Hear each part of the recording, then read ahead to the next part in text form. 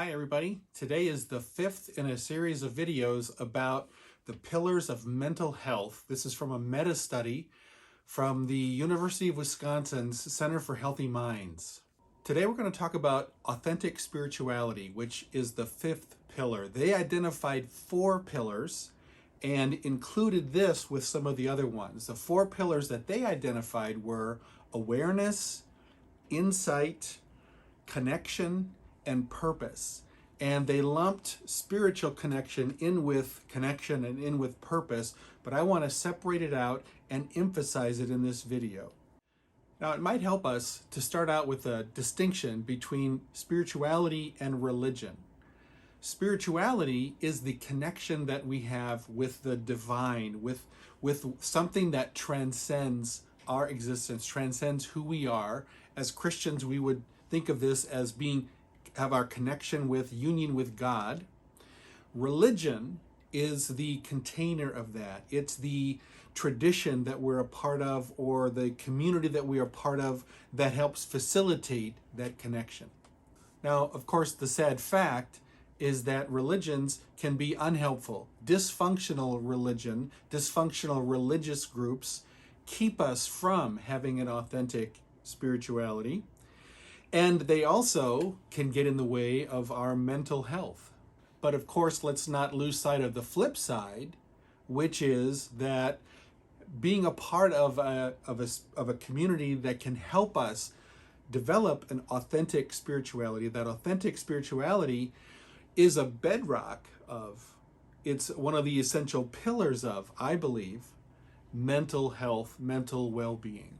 From a Christian perspective, we believe that Jesus' teaching was, he said, I have come that you might have life and life to the full.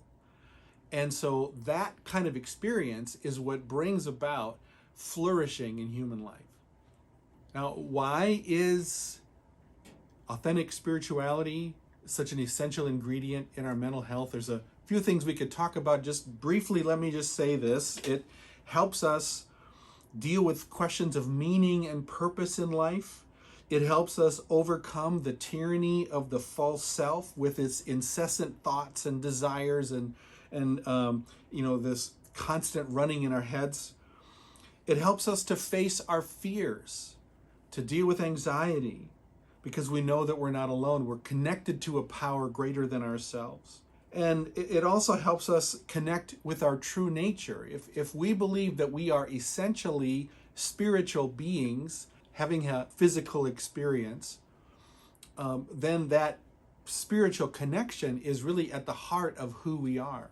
Now, my contention is that the oversight of this meta-study, not identifying spiritual connection as an essential pillar, not separating it out, that this oversight would never have happened at any other time in history. It's a unique feature of our modern world to discount this reality, to discount this dimension of life. And it's consistent with what has become kind of the sickness of the society that we live in, and is emblematic of the broken physical and mental health care system that we have. Now, it's not just me that is saying this. I'm going to point out in this video a recent article in Scientific American that talks about this failure of modern psychology. I'm going to talk about some insights from one of the founders of modern psychology. And then I want to offer a perspective of a spiritual teacher from another tradition who comes from the Middle East, and his perspective about the Western world. And then we're going to close with some suggestions for building healthy spirituality in our own lives. As I was getting ready to do this video, I came across an article in the Scientific Journal, and it had the provocative title, Psychology Needs to Get Right with God. And it was essentially about the failure of modern psychology in how it discounts the importance of spirituality. And I'll put links to the article, or link to the article in the notes below. It's worth checking out. But here's some of the insights from the article. over this past year, 55% of Americans said that they relied on prayer as one of the things that's helped them to deal with the pandemic. It points out also that mental health is, not surprising, is the lowest that it's ever been since we've been measuring mental health. It's the lowest that it's been during this time, and that mental health disorders have increased, or the reporting of mental health disorders has gone up 50% during this past year, except for one group. In one group of people, one sort of segment of the population has actually experienced an increase in mental health, an increase in well-being, and that is people who worship weekly in a religious group. Those people have actually seen gains in their mental health during this time. The article goes on to highlight a study, a survey rather, in eastern Massachusetts, which, keep in mind, we're not talking about the Bible Belt here. This is eastern Massachusetts, relatively unchurched area. 58% of the people who were seeking treatment said that they were highly interested in what they defined as spiritually integrated therapy. So this is what people were wanting. Then the article goes on to sort of highlight how much the spiritual teaching, the spiritual dimension of life, is absent in modern psychology. Here's just a couple of examples.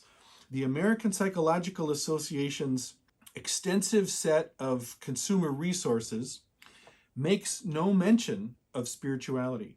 The Center for Disease Control and Prevention, the only spiritual recommendation they have is, connect with your community or faith-based organization. And then of the more than 90,000 active projects that are currently being funded by the National Institutes of Health, out of those 90,000, less than 20 mention spirituality anywhere, and only one out of 90,000, only one of those projects has spirituality even in its title. And this is reflective of our society. I mean, right? Like in 1990, for example, just 1 in 20 adult Americans were not connected to religious faith. And today it's closer to 1 in 4. And so Ryan Burge, writing about this in the Religion News Networks, cites the statistic and says the ripples of such a shift are still being sorted out by observers of American religion. So just as another example of this, today I came across an article about anxiety. I was trying to figure out if there are trends in the last several generations about the rise of anxiety. And yes, there is. And this article was talking about why. And it's not an extensive article, but it lists kind of in bullet form. There's 22 reasons why this author suggests that we're seeing more anxiety, more struggles with anxiety disorders today. None of them mention the loss of spirituality or moving away or decline of religion in any way as related to the rise of anxiety. And here's my response to that. What if we truly are spiritual beings having a human experience? What if we really are spiritual beings? And when we lose a sense of spiritual connection, we struggle. That might explain a lot.